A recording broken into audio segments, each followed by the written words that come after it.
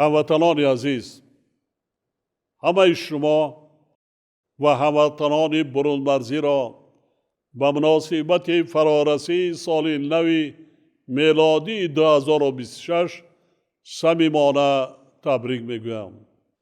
با هر یک خاندان مردمی شریف و سربلند کشور تندرستی و اقبال نیک و روزگار آرام و آسوده آرزو می نمایم. سال میلادی که سپری شده ایستاده است برای تاجیکستان محبوب ما باز یک سال بابرار و تاریخی و سال دستاورد و پیشروی‌های نظررس گردید. با وجود شرایط حساس و مرکب جهانی معاصر و تأثیر منفی عامل‌های بیرونی، ما در سال 2025 هم در سیاست داخلی و هم در سمت سیاست خارجی با یک قطار دستاورد و نشان دهنده های قابل ملاحظه نائل گردیدیم. این پیشروی ها، دستاوردها چند روز پیش در پیام رهبر دولت به طور مفصل تحلیل و بررسی کرده شدند. به شرافت صلح و آرامی، ثبات کامل سیاسی، وحدت ملی و زحمت صادقانه مردم شریف کشور، رشد استوار اقتصادی ملی تامین گردید. برنامه و نقشه های مهمی که در دایره هدف های استراتژی ملی قبول شدند در سال 2025 با مرام عملی گردیده بر رشد ساحه‌های اقتصادی و اجتماعی مملکت تکان جدی بخشیدند و ما به هدف‌های گذاشته‌مان خیلی نزدیک شدیم. انتخابات دعوت نوی مجلس نمایندگان، مجلس‌های محلی و دعوت نوی مجلس ملی، مجلس عالی که با اشتراک فعالانه انتخاب کنندگان یعنی مردم شریف تاجیکستان برگزار گردیدند. رویداد مهم سیاسی سال سپری شده ایستاده می باشد. این چهاربینی مهم سیاسی بر رشد سیاست داخلی کشور مساعدت کرده، باعث در عرصه بین المللی باز هم بالا رفتن آبروی دولت تاجیکان همچون دولت دموکراتی و حقوق بنیاد و دنیوی گردید. مردم کشور از جمله صاحبکاران و شخصان سخاوت پیشه صادقانه و صاف دلانه زحمت کشیده کارهای سازنده و بنیادگرانه را وسعت بی سابقه بخشیدند و هزارها انشاءات استحصالی و اجتماعی از جمله کارگاه و کارخانه‌های صنعتی، راه و پل‌ها، کودکستان و مکتب‌ها و مؤسسه‌های طبی و خدمت رسانی بنیاد کردند. در این لحظه های ادانه به کل مردم وطن دوست و شرافتمند کشور، صاحبکاران و همه آنهایی که در روند سازندگی و آبادانی سرزمین اجدادی سهم گذاشتند، صمیمانه سپاس و منتداری بیان می نمایم.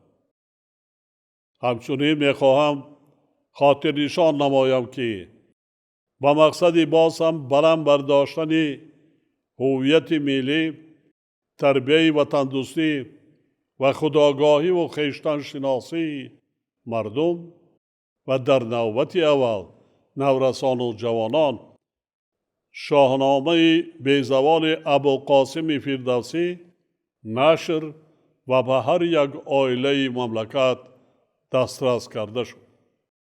شاهنامه سرچشمه جاویدانه ارزش‌های هویت ساز ملی و افکار و اندیشه های وطن دوستی و استقلال خواهی تاجیکان می باشد و باور دارم که آن با تحکیم و تقویت حس ملی تمام قشرهای جامعه ما تکان جدی می باشد. تقویت هویت و حس ملی، وطن دوستی و وطن پرستی و حمایه استقلال و آزادی برای ما امر نهایت مهم می باشد. زیرا در شرایط جهانی شوی وضع به عمل آمده است که با ارزش‌های ملی خطرهای زیاد تهدید می‌کند. محض به همین خاطر ما سال 2026 را سال وسعت دادن کارهای آبادانی و سازندگی و تقویت و تحکیم هویت و خودشناسی و خودآگاهی ملی اعلان نمودیم. سالی که سپری شده ایستاده است برای ما از لحاظ دستگیری تشبس‌های بین المللی کشورمان نیز سال بابرار و خاطرمان گردید. علاوه بر ابتکارات سالهای قبلی، امسال نیز از جانب مجمع عمومی سازمان ملل متحد یک چند پیشنهاد تاجیکستان و تنها 12 دکبر دو تشبس آن با قبول قطعنامه ها پذیرفته شدند. هموطنان عزیز، در این لحظه های ایدانه می خواهم با افتخار و سرفرازی اظهار نمایم که تمام کامیابی های تا امروز به دست آمده پیش از همه ثمره استقلال و آزادی، صلح و آرامی و وحدت ملی می باشد. همچنین با صمیمیت ابراز می دارم که رسیدن به چنین روزهای آرام و آسوده نتیجه عزم و تلاش های صادقانه شهروندان کشور و پشتیبانی آنها از سیاست پیش گرفته دولت و حکومت مملکت می باشد. سالی که فرا می رسد هم از لحاظ سیاسی و هم از نگاه اقتصادی و اجتماعی سال خیلی مهم 35 سالگی استقلال دولتی تاجیکستان عزیزمان می باشد و ما باید با افتخار این جشن بزرگ کارهای عظیم را به انجام رسانیم. در رابطه با این از هر یک فرد مانند ناموس جامعه و تمام مردم زحمتکارین کشور دعوت به عمل می آورم که برای باز هم آباد و زیبا گردانیدن وطن محبوبمان، پیشرفت دولت صاحب استقلالمان، یعنی به خاطر وطن سازی و دولت سازی و باز هم بهتر گردانیدن شرایط زندگی هر یک عائله مملکت بیش از هر وقت دیگر تلاش و کوشش نمایم. هموطنان عزیز ما از واقعه و رویدادهای جهانی نابسامان و پرحوادث امروزه خوب آگاهند. این روندها هر فردی وطن دوست و وطن پرست با ننگ ناموس، خودآگاه و خویشتن شناس و کل مردم کشور را هشدار می دهند که تمام سعی و تلاش خود را به خاطر حمایه استقلال و آزادی، تحکیم صلح و آرامی، ثبات سیاسی، وحدت ملی و رشد و ترقیات دولت صاحب استقلال تاجیکان سفربر سازند.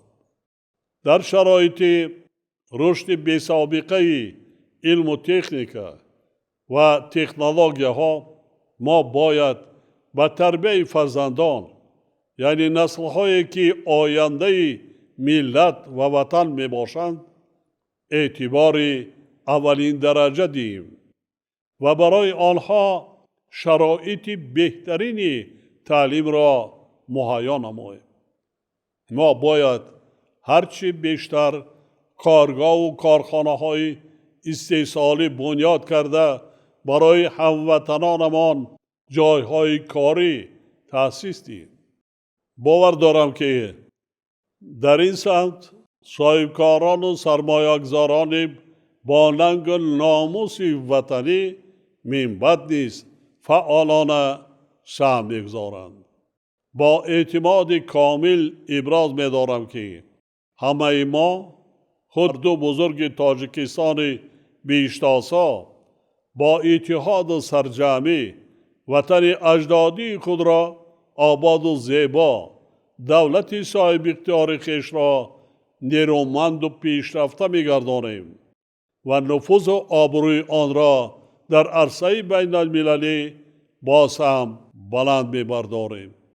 با چنین نیت‌های نیک بار دیگر کل مردم شرفمند تاجیکستان و هموطنان برون مرزیمان را با فرارسی سال نو میلادی 2026 صمیمانه تبریک گفته و هر یک خاندان کشور پیش از همه سلامتی و خوشبختی، فیض و برکت زندگی و به تاجیکستان محبوبمان پیشرفت و آبادی باز هم بیشتر را آرزو می نمایم.